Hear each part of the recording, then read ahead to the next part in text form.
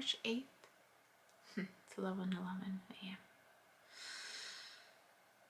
a.m. Vertigo's better. I was actually able to drive yesterday because I had to drive, and for 30 minutes he said I still have AAA with my ex, so I was grateful for that. And they jump started my car, and he just said to drive around for 30 minutes. It was nice, man.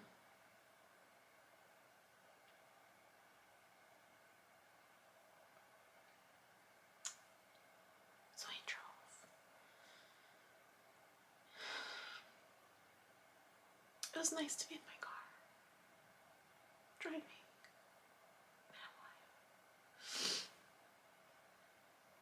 And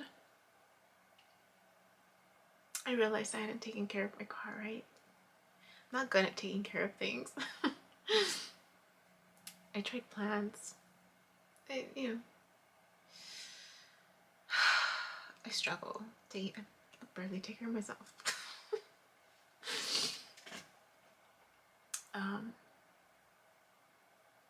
So I drove, and I was thinking about my car. I was like, okay, I need to come check up on you every few days, turn you on, let you run for 30 minutes, right?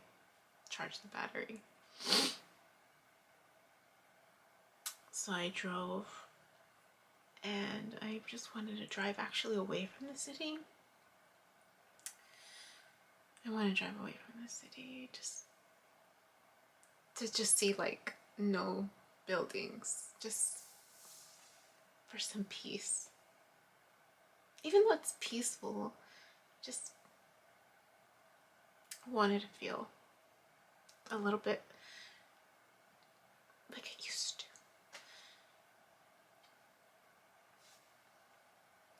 So I saw some of the cities going down back the 101. And I exited a Redwood city. And it reminded me of some of the other cities that I've been to. Just, the way the apartments are set up and how the schools are set up close to the homes. And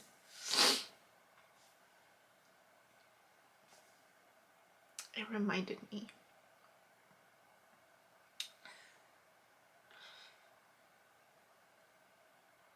of simpler times when I didn't know. That's what it reminded me of. How would the community look like? Like cities in Orange County that I'd been in, and Riverside County, like Corona, Eastvale, just familiar. And remembering what it was like.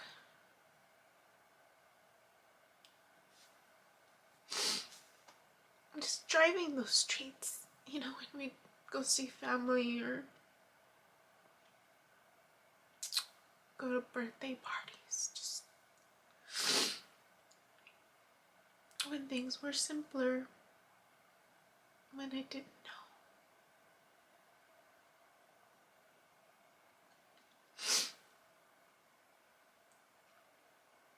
When I didn't know. So that's what got triggered as I was driving in Redwood. I just drove really, I didn't stop anywhere. I was trying to find a car wash because I haven't washed my car, but I couldn't bring myself to stop, and I needed to get back. And then that's when I realized, I was like, oh, I'm driving and I'm not getting dizzy, which is good. And usually when I walk, I'm good. Like it feels okay. And sometimes I'll feel myself swaying a little bit, but it's not that bad. And today I feel better. Yesterday was just, I think with everything, and it doesn't seem like a lot, And I've mentioned that before, that the older I get, it feels like my tolerance of stress is like I can't tolerate as much like I used to. So the smallest thing is can throw me a little. And that dream yesterday I didn't realize how much it really affected me. I could feel it. And then, the way the dream was set up and the connection, right? I'd given myself permission to fall in love. And the knowing, right? The knowing that I have to be comfortable with loss. I have to be okay with letting go. That's what I'm working on. So I'm like, okay.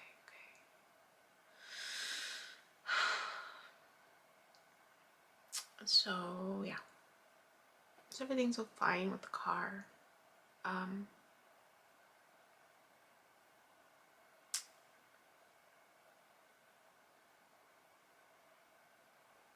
I had a dream. I felt like it was my ex, but he was in a different body. A lot of it was his family in my dream. Like I went back to visit them or something, and they were shocked to see me, but happy at the same time. But it felt like I was saying goodbye, was the feeling that I got, that I was saying goodbye to them. And one of his aunts that I love is there, and she doesn't have children, and she travels from Mexico here, and it's just her, solita, She just travels, stays with family. She has her home. She was in my dream. I hadn't thought about her in a long time. And so she was shocked to see me, surprised. And his mom was there. And like his family was there. But there was this feeling like I just came back one more time to say goodbye. And then there was something about him moving to Arizona. He has family in Arizona. He's moving to Arizona. And he's moving, and he meets someone. And it's his behavior is just different. It's just different. He's more spontaneous, more attentive, more assertive is the word. Assertive. He buys a home. Like he's going to visit, but then he buys a home.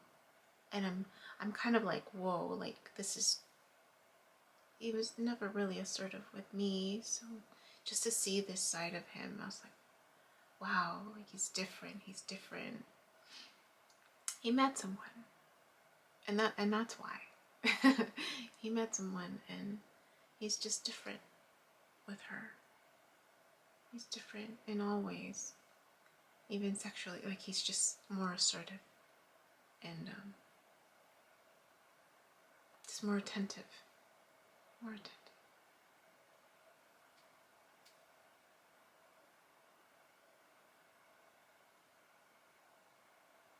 Yeah. And there's this other scene that I'm in the water, and I'm with my sister and my cousin from his side of the family, and we're in the water, underwater, and we're just hanging out underwater. We're in it, and it's almost like a pool.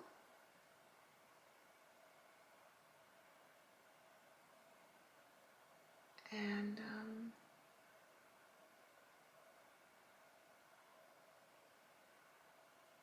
we startle some fish. It's like we can talk, like communicate underwater. It's the weirdest thing.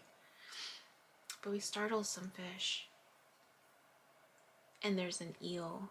That's what I was gonna look up. Dreaming of eels, because that I never dreamed of an eel before, and I wanted to know what that meant, what an eel is, and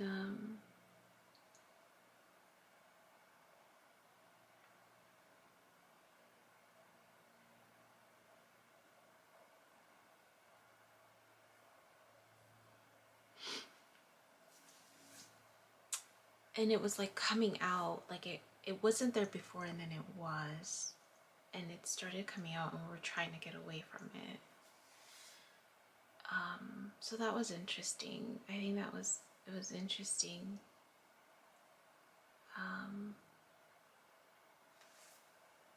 To see that there was an eel.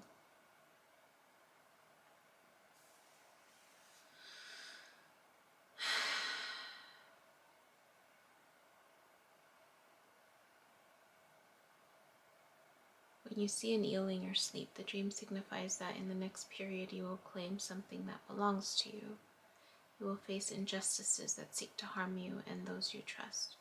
At certain moments you want to give up, but the pain will keep you going to the end.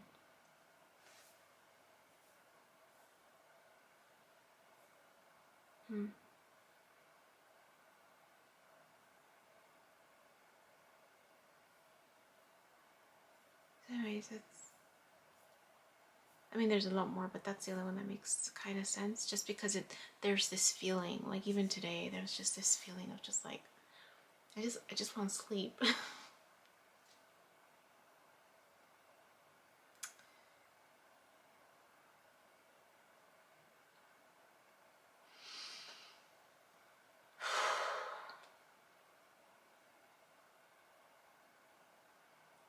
Like I just want to take a break.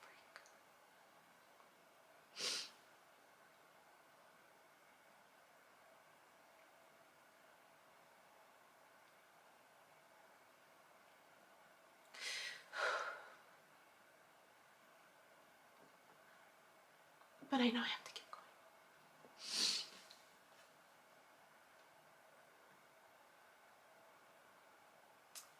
So there's that.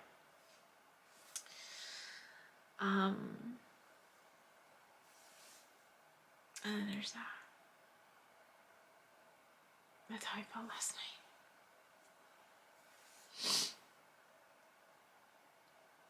So this morning, I also stayed up watching, trying to figure out this whole vertigo stuff.